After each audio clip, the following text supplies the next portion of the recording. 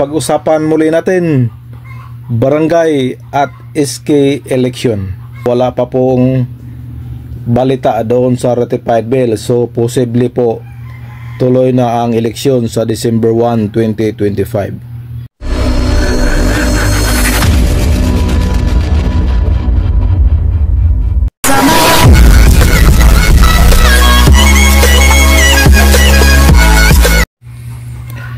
Hello, good morning.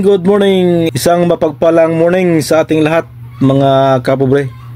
Welcome back muli sa ating munting channel, Pobreng Mapalad Vlog. So araw ng linggo ngayon, blessed Sunday everyone mga kapobre. So ngayon pag-usapan muli natin barangay at SK election. Pasensya na doon sa na-prank natin sa Bangsamoro election. Hindi po yon barangay at SK election.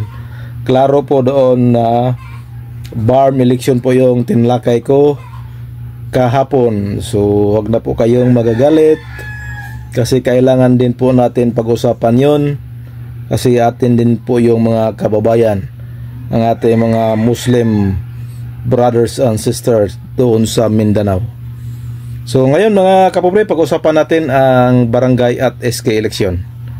So marami na po ang nagsasabi na tuloy na po ang barangay at SK election sa December 1, 2025. Ang basihan nila is ang COMELEC ay nagsisit na ng voters registration ngayong August 1 to August 10. So yan po ang kanilang basihan. Kaya tuloy na daw yung eleksyon. At saka totoo naman po, wala pa pong balita doon sa ratified bill. So posible po tuloy na ang eleksyon sa December 1, 2025. Pero dito mga kapobre, pag-usapan po natin tong voters registration. Sa akin lang po ay hindi po ito garantiya na matuloy na talaga ang eleksyon. Kung ating balikan mga kapobre, ang original schedule sa voters registration is July 1 to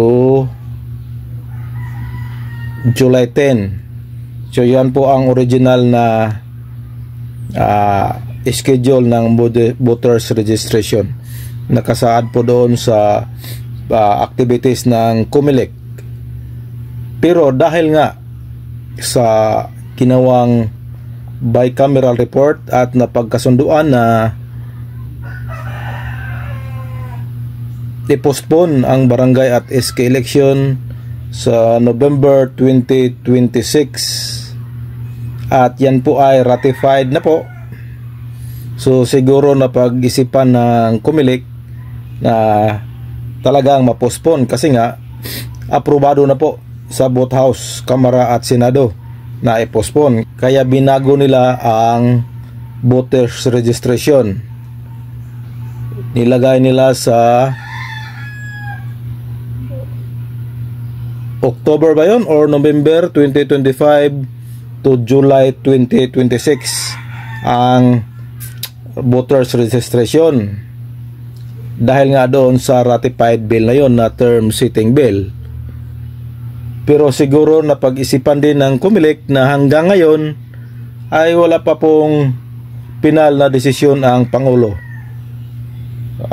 Nung nakaraang linggo, sinabi ng spokesperson ng Malacanang na wala pa po silang natanggap na panukala. Kaya siguro na bahala ang COMELEC, baka daw biglang magsabi na tuloy ang eleksyon. So gahol po sila sa oras. Kaya prerogative ng COMELEC na magkaroon at magsisit ng voters registration. At yun po ay ang August 1 to August 10 na registration. Pero nung isang araw po, sinabi at in-announce ng COMELEC na natanggap na po ng Pangulo ang ratified bill. At sabi pa ng COMELEC ay pinadalhan na sila ng kopya para magbigay ng komento.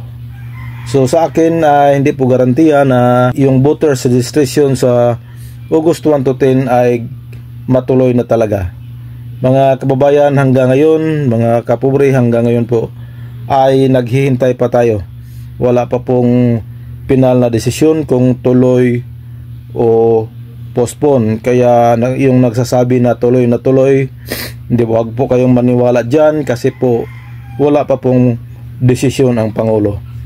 Nasa Pangulo pa po ang desisyon. So mag-antay lang tayo, mga kapobre. Huwag din tayong maniwala na doon sa nagsasabi na postpone talaga. Hanggang ngayon po, nakalutang pa po ang ratified bill na yan. So wala pa pong makapagsabi na tuloy, at lalong wala pa pong makapagsabi na postpone. Ang tanging magagawa natin is magantay sa Pangulo. Sabi nila, kahit daw pirmahan ng Pangulo yan, matutuloy pa rin yan, kasi may Supreme Court ruling na daw yan na unconstitutional ang pag-postpone. Pero gaya ng sabi ko, mga kapobre, magkaiba po ang titulo niyan. Ang title nung na-declare na unconstitutional is purely postponement. Ang title po ngayon sa ratified bill is term setting. So magkaiba po. So yan po ang pagdidebatehan doon sa Supreme Court. So hanggang ngayon, mga kapobre, antay-antay lang muna tayo, mga kapobre. So sa atin ay update lang, at kailangan nating pag-usapan ng mga mahalagang bagay. So yan lang po, mga kapobre. Magandang umaga sa inyo lahat, at happy Sunday everyone. Blessed Sunday. I love you all. Bye bye. God bless.